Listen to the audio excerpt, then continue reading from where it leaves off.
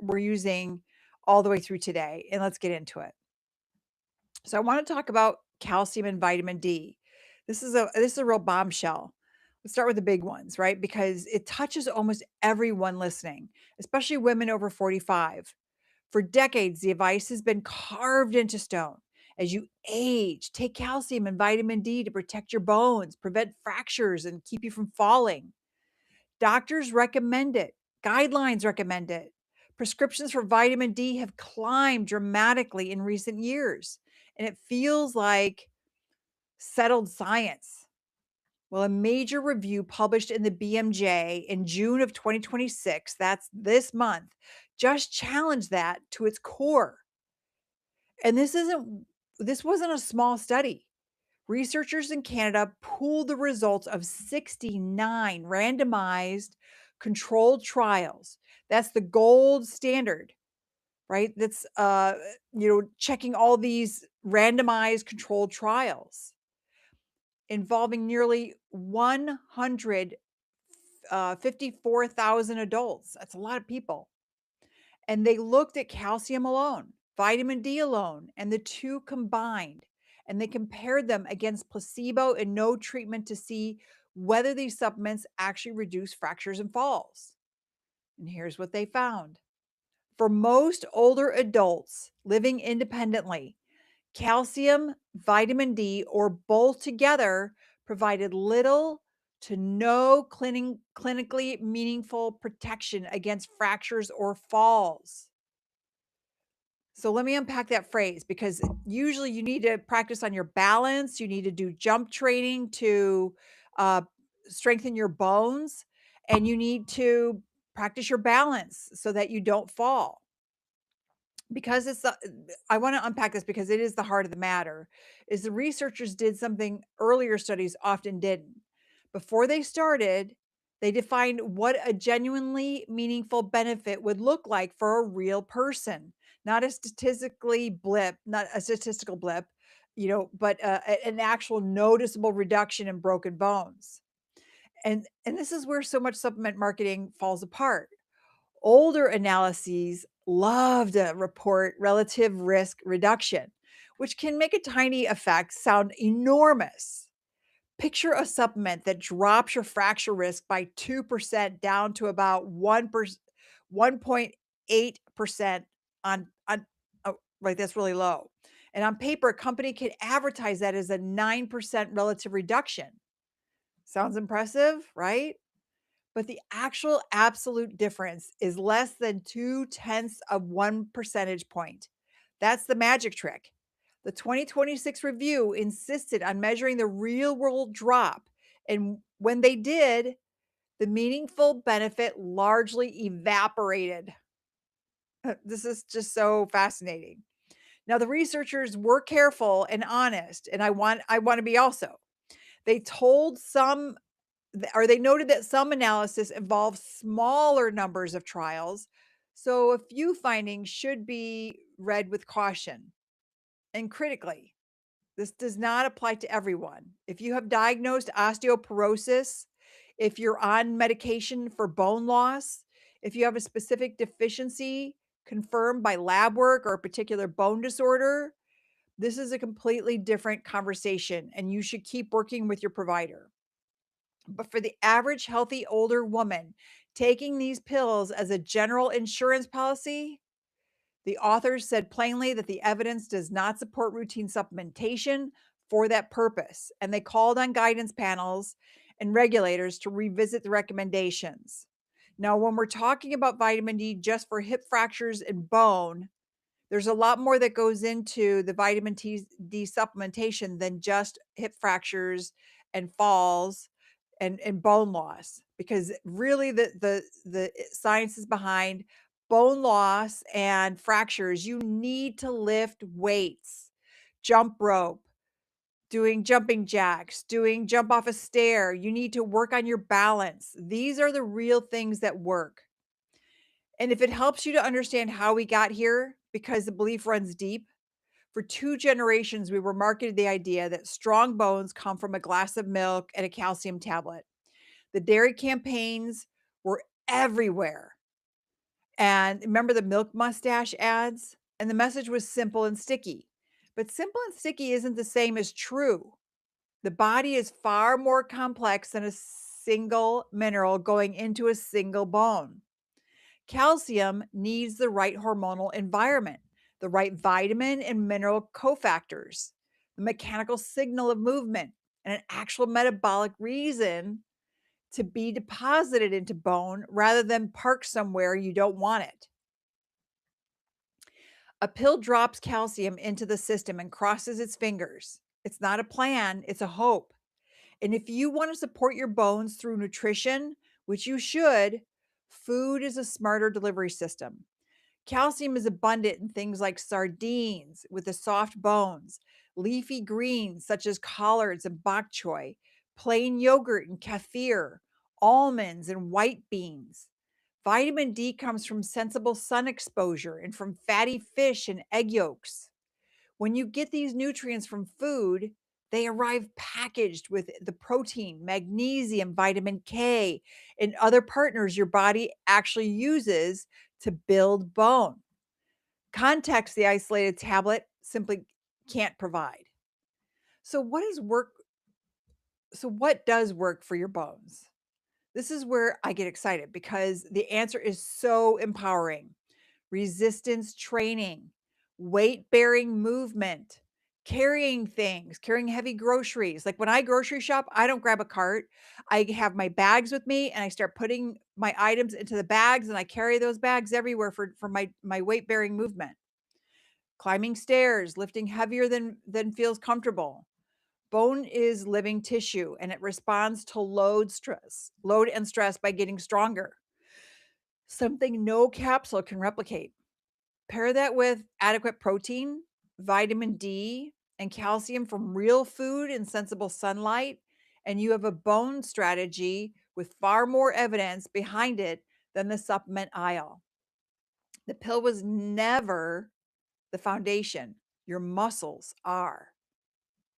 This episode is brought to you by Larson Botanicals, where clean, science-forward little a line made for the women who reads her labels and refuses to put junk on her skin or in her body.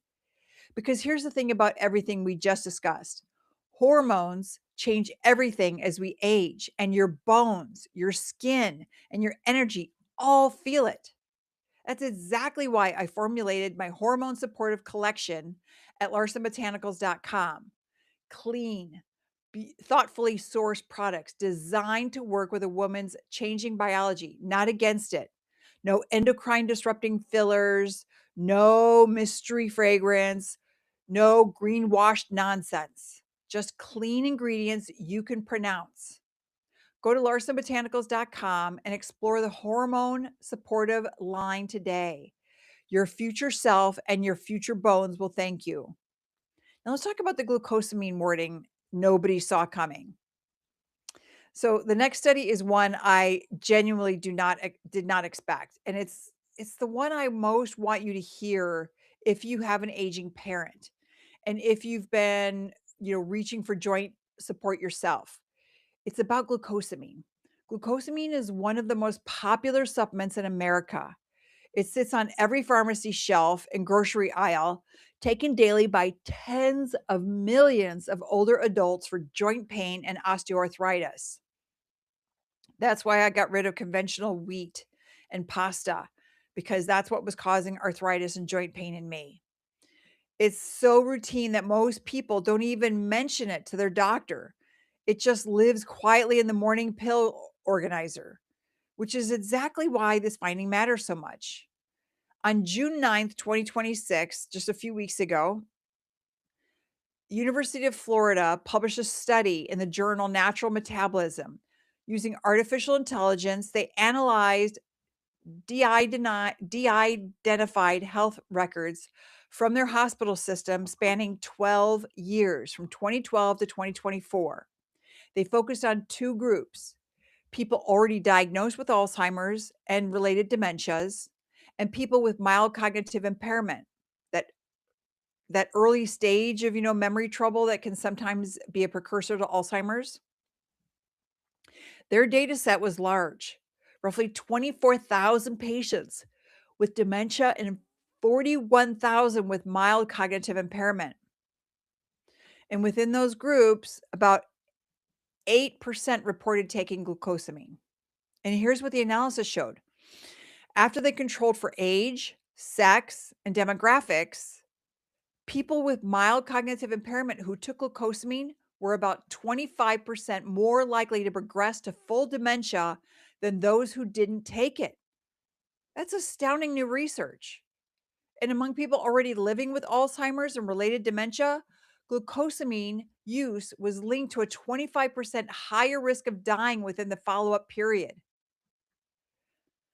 Phew. Now take a breath with me here because I want to be I want to be responsible about this. I'm not telling you glucosamine causes Alzheimer's. The researchers themselves were empathetic that this study does not prove cause and effect. This is an association found in health records, a red flag, not a verdict. People who take glucosamine might differ in other ways than the data could fully capture. But here's why scientists are paying close attention rather than shrugging it off. The team didn't stop at the records. They went into the biology. Glucosamine crosses the blood brain barrier, meaning it actually reaches the brain. And they found evidence that it may feed into a sugar tagging pathway because sugar is a big problem for people with dementia and Alzheimer's. And the fact that it feeds into a sugar tagging pathway, a metabolic process that is already overactive and disrupted in the Alzheimer's brain. In other words, there's a plausible mechanism for why a vulnerable brain might be uniquely sensitive to this compound. Interestingly, that mortality spike showed up in the established dementia group, but not in the mild impairment group, which hints that the already fragile Alzheimer's brain is the most susceptible.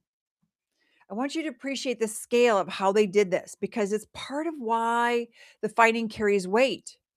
Rather than a small clinical survey, the team used artificial intelligence to comb through more than a decade of real world hospital records, the messy, enormous reality of how tens of thousands of actual patients lived and aged. Then, instead of treating a statistical pattern as the whole story, they cross checked it against advanced imaging of human brain tissue in mouse models of Alzheimer's to look for a biological reason behind the numbers. That combination, population data plus mechanism, is exactly what separates a finding worth discussion from internet noise. So, what do you do with this? If you have no cognitive concerns and you're taking glucosamine for your knees, this single study is not a reason to panic. But, and this is the conversation I'd have with my own family, if you have a family history of Alzheimer's, existing memory difficulties, or a diagnosis of mild cognitive impairment, this is absolutely worth raising with your healthcare provider before your next bottle. And if your goal is joint comfort, remember that the most powerful anti inflammatories we have are not in a supplement bottle at all. They're on your plate, in your sleep, and how you move. We'll come back to that, to what the evidence does support for joints in just a bit. So let's talk about the booming world of brain and focus supplements. The nootropics, the limitless powders, the capsules promising laser concentration and mental performance. One ingredient shows up again and again in these products. It's an amino acid called tyrosine. And tyrosine is a real building block your body uses. It helps make neurotransmitters like dopamine, which influence mood, motivation, and cognition. Now, that's the whole pitch. Take more, think sharper. It's marketed heavily for focus and stress support, but a study published in the Journal of Aging analyzed health and genetic data from more than 270,000 people in the UK Biobank, and the findings give me real pause.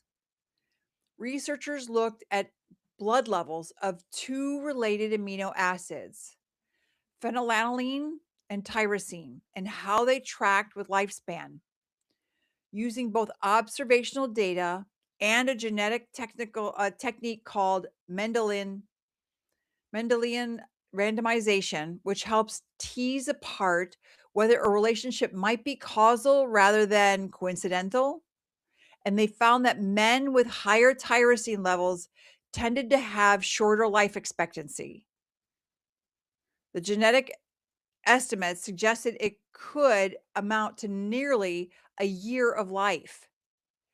Phenylalanine dropped out of the picture once tyrosine was accounted for, and importantly, no significant association showed up in women. Researchers even noted that men naturally tend to run higher tyrosine than women, which may be one thread in the larger story of why the sexes age differently. So here's a crucial caveat, and I never want to overstate a study. This research looked at naturally occurring tyrosine levels in the blood. It did not directly test tyrosine supplements. So we cannot say a focused capsule will shave a year off a man's life. That would be irresponsible. But what we can say is this: an amino acid widely sold as a brain and performance booster is now linked at the population level to shorten lifespan in men.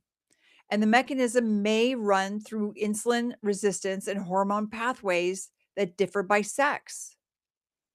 So the researchers floated that lowering overall protein intake might reduce tyrosine levels, though whether that helps you age better is still unknown. So here's the part that marketing never mentions. You almost certainly already get plenty of tyrosine. It's found in protein rich foods like chicken, fish, eggs, dairy, soy, nuts, seeds, which means anyone eating a normal diet is taking it in all day, is taking it in all day long in the balanced packaged form your body evolved to handle.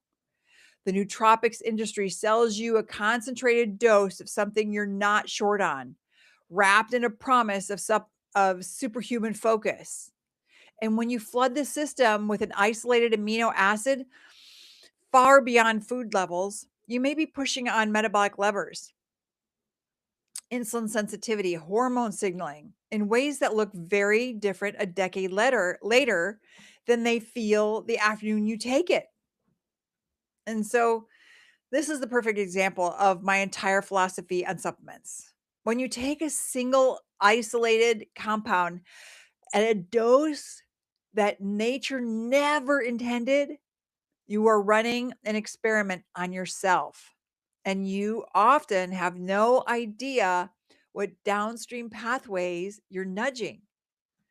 Your body evolved to get tyrosine packaged inside whole protein foods, not canned foods, not sodas, not all these packaged goods, alongside hundreds of cofactors in amounts your philosophy knows how to handle.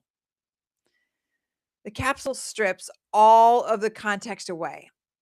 For the men listening or the men you love, before you buy that focus powder, ask whether the focus problem is really a sleep problem, a blood sugar problem, or a stress problem in disguise, because it usually is. And speaking of getting it from your plate, I want to point you to larsnutrition.com, the home base for everything we talk about on this show. Over at larsnutrition.com, you'll find my nutritional blogs where I break down studies exactly like the ones in today's episode into language that actually makes sense. No jargon, no fear mongering. You'll find my collection of delicious, genuinely healthy recipes, the kind that deliver nutrients in the form your body recognizes, so you can stop relying on bottles and start trusting your meals. And of course, it's the home of the Larson Health Podcast, where every week we dig into real nutrition and health insights you can use. So when this episode sparks a question, come find the answer at larsnutrition.com. Recipes, blogs, and the podcast all in one place. Now let's talk about the two supplements that probably feel the most untouchable: the multivitamin, the fish oil. These are the products people take on autopilot, the ones that feel like simple being a responsible adult. So let's look honestly at what the long term evidence shows. The daily multivitamin. Roughly 1 in 3 American adults take a multivitamin, most of them hoping it will help them live longer and prevent chronic disease. But a large analysis that followed nearly 390,000 generally healthy adults for more than 2 decades found that daily multivitamin use was not associated with any reduced reduction in the risk of dying. Now, let that sink in. 20 plus years of follow-up, hundreds of thousands of people, and the longevity benefit so many of us assume we're buying simply wasn't there for healthy adults eating a typical diet. It doesn't mean a multivitamin is useless for everyone. There are absolutely people with restricted diets, absorption issues, pregnancy, or specific deficiencies who benefit. But as a blanket strategy to extend your life, the evidence just doesn't back the story on the label. There's also a simple physiology point worth knowing. Many of the vitamins in a standard multi or water soluble, the B vitamins and vitamin C, for instance, when you take more than your body needs in that moment, you don't bank it. You flush a good portion of it out. That's an old joke among clinicians that supplement takers have the most expensive urine in town. And there's truth in it. Megadosing, a nutrient you already get from food, often produces nothing but pricier bathroom trips. In the case of certain fat soluble vitamins, taking too much over time can actually cause harm rather than help. More is not better. Adequate is better. And adequate usually comes from a decent diet. Now let's talk about the fish oil capsule because this is fascinating. I swear by fish oil, a quality omega-3 fish oil with DHA with the proper amounts in it, because in cases where the food and the supplement may genuinely part ways. The omega-3 fats in fatty fish are wonderful. They support your heart, your brain, your joints, and your mood. And people who eat fish a couple of times a week tend to have lower rates of heart disease. The problem is that bottling those fats into a capsule hasn't reliably produced the magic. The clinical trial results for fish oil supplements and heart disease have been genuinely mixed. And a handful of recent studies have even hinted at potential harm in certain contexts rather than benefit. This is why taking quality supplements really matters. Going to Walgreens or the grocery store to buy your supplements isn't a high quality supplement. So I find organic natural omega 3s work the best. There are real world wrinkles too. Omega 3 fats are delicate and prone to oxidization. So, a fish oil capsule that's been sitting in a warm cabinet past its prime may be doing very little for you, or worse. If you're burping up, the fish, that is gone rancid and you should throw it away. You need to take it on a regular basis so that you move through it. I take my omega-3 every day. It has helped me so much with my skin, with my joints. It's an anti-inflammatory. It helps with, not getting arthritis. I mean, I don't eat wheat and pasta anymore because that caused arthritis in my neck and in my knee. And sure enough, if I have a little bit of wheat, oh, somebody brought some cinnamon rolls and okay, I'll have a little bit. I had pain in my knee going down the stairs. It's just not worth it to me. Take those omega 3s and avoid the inflammatory foods. So the consistent message from the research is the one I come back to again and again. Get these nutrients from food first. A piece of wild salmon, some sardines, a handful of walnuts, ground flax in your smoothie. Real food delivers omega 3s in a living matrix your body knows how to use. Now, I don't eat salmon and sardines every day. Sometimes I have red meat, sometimes I have chicken, but I do love my sardines. It's so funny. When I was a kid, I was like, ugh, sardines. Ugh. Yuck. But then I tried sardines. Now, granted, I don't have any bones in mine, no soft bones, but I take omega-3, it's packed in extra virgin olive oil. I add some lime juice or some lemon juice. I add some spicy spice, maybe some black garlic, salt, and it is so delicious. These are fresh sardines, freshly packed. They are delicious and they are omega-3s. Now I'm trying to get them once at least once a week, but I also take a quality omega-3 supplement from Zinzino, and that really does make a difference. It helped me with my eye that I had, something going on in my eye. They were putting shots in my eye. I was devastated by this. They were like, "Oh, you're gonna have to do this forever." I started taking the omega-3s, and it stopped the problem that was going into my eye. I'm trying to remember the name of it, but it's something that happens to a lot of people in the Midwest. It's a spore that gets into your body, maybe when you're gardening or something, and that spore can show up in your eyes and cause fluids to leak out of leak within your eye. So that's what was happening with me, and they were putting a drug into my eye that was like a cancer drug, and it was stopping it, and then it would start to come back again. Well, started taking the omega-3s and it disappeared. It also is an anti-inflammatory, but I take a high quality omega-3 and I take it every day and it stays fresh. So, are you noticing the pattern across all four of these supplements, like calcium, vitamin D, multivitamins, fish oil? In every case, the thing that holds up is the whole food and the lifestyle. And the thing that underwhelms is the isolated pill standing in for them. It's not a coincidence. There's a biology telling us something. I promised you this episode wasn't going to be all bad news, and I meant it because in the same stretch of 2026, a beautiful piece of research came out that shows what good supplement science looks like and gives credit where it's genuinely due. The supplement, collagen. Collagen researchers at Anglia Ruskin University published what may be the most comprehensive look at collagen ever assembled, an umbrella review pooling 16 systemic reviews and 113 randomized controlled trials with nearly 8,000 participants. And these findings were refreshingly clear and specific. Collagen supplementation produced meaningful, measurable improvements in skin elasticity, skin hydration, skin density, but, and this is the key, only when taken consistently for at least 8 to 12 weeks. I can tell you, we take a high quality collagen peptide into our coffee every morning. And we've been doing this for years. And not only the skincare product that I use, but I mean, my skin is looking amazing from this collagen peptide that we were taking a different collagen before. We started the collagen peptide probably about 2.5 months ago, and all of it makes a difference.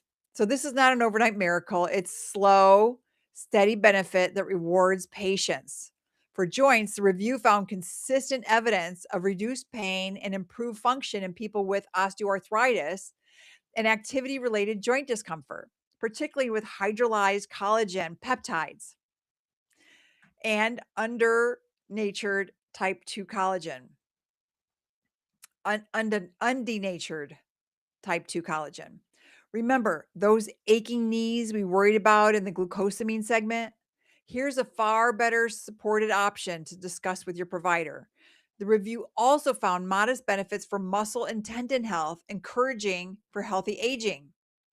And just as important, the study told us where collagen does not live up to the hype. Despite all the marketing aimed at the gym crowd, collagen showed little effect on sports performance, muscle recovery, or post workout soreness. It is not a workout supplement. Knowing that saves you money and disappointment. That, my friends, is what honest science gives you. Not this is magic or this is garbage, but here is exactly what it does, how long it takes, and what it won't do. So let me give you my framework, right? The questions I want you to ask before anything goes into your cart. First, Is there real large scale human evidence for the specific benefit I want, or just a compelling story? Second, am I taking this for a confirmed need, a lab value, a diagnosis, a life stage, or out of vague hope and habit? Third, could the same money and effort go toward the food, the movement, or the sleep that the evidence keeps pointing back to? Fourth, have I told my actual doctor every single thing in my cabinet, including the harmless joint pill? And fifth, is the product itself clean, free of fillers, junk, and endocrine disrupting additives, and from a company that respects your biology? When I shop for my supplements, I look for the ingredient label and I look for specifically that it has the right amounts and how much of the amounts of each supplement does it have. Like I still take turmeric with curcumin, ginger, and black pepper, and that is also an anti-inflammatory. And I just make sure that that's all that's in there. There's no fillers in there. What is the capsule made out of? I look at everything. The last question is everything, and it's the standard I hold my own products to. Let me add two practical notes that Collagen Study makes beautifully because they apply to almost any supplement worth taking. First, duration and consistency matter more than intensity. The skin benefits didn't show up in a week, they built over 8 to 12 weeks of steady use. So many women try something for 10 days, feel nothing, and quit. And when the real benefit was still weeks away, if a product is worth taking, commit to a real trial period and track how you feel. And second, the form and quality matter enormously.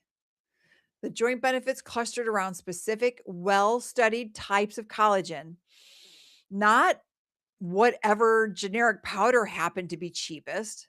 Look for products that tell you exactly what's inside, that use the forms studied in the research, and ideally that carry third party testing so you know the label matches the bottle.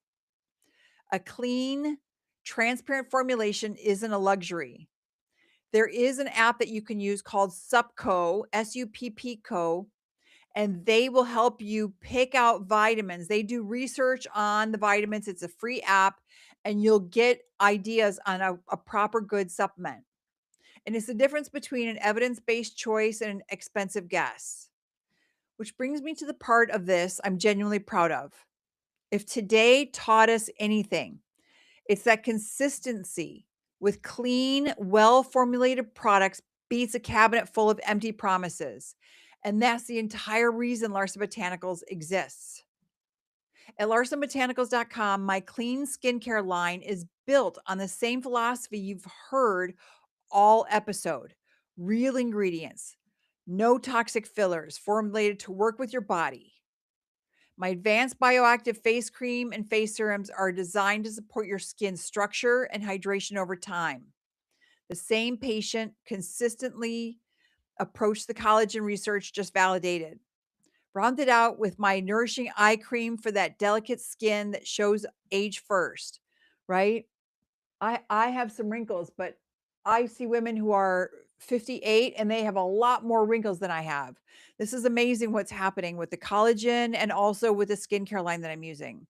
And the line goes well beyond your face. I've created clean deodorant because what you put under your arms matters.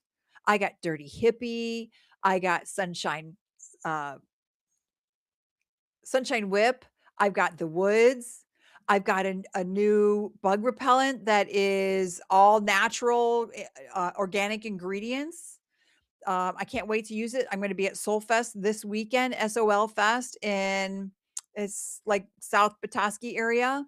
It's on a farm and they've got music, folk music and electronic music. They got a variety of music. It's a 3-day festival, Friday through Sunday.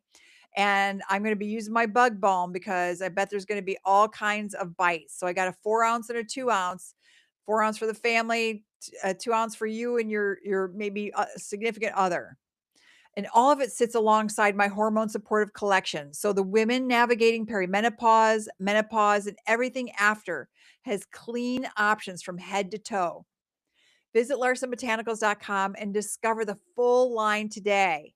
Clean skincare, clean deodorant, the natural bug balm, and so much more. So let's bring it home. In just a few weeks of 2026, the research told us that calcium and vitamin D don't meaningfully protect most healthy older adults from fractures and falls, but it does help, especially in the people who live in winter where you're not getting natural sun on your skin and you're wearing so much sunscreen you can't get natural sun. Get up in the morning and get at least a half hour of sun before 9 a.m. Get that vitamin D. It's been raining for several days here, so I was not getting my vitamin D. I take my vitamin D. It's more than just your fractures and falls. Your fractures and falls, though, is lifting weights and practicing jump training. Whether you're jumping rope, whether you're jumping off of a stair, whether you're doing jumping jacks, you gotta jump. I thought originally like you shouldn't jump after 50. I was wrong. You need to jump.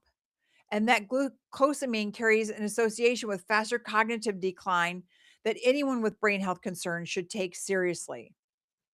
That the focus boosting amino acid tyrosine is linked to shorter lifespan in men. That the daily multivitamin doesn't extend life for healthy adults. And that fish oil in a capsule doesn't reliably deliver what fish on a plate does. And that collagen used consistently and for the right reasons actually earns its place. If you hear one thing today, let it be this. Your health has was never meant to live in a bottle.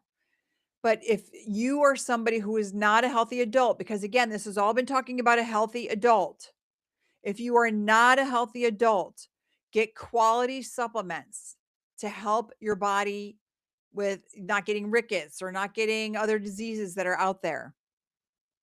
It lives in the food you choose, the way you move your body, the sleep you protect. Like I try to get to bed by 10 o'clock every night. Sometimes it's a little bit later, like this weekend, it's probably going to be later, but I'm going to try to sleep in later if I can.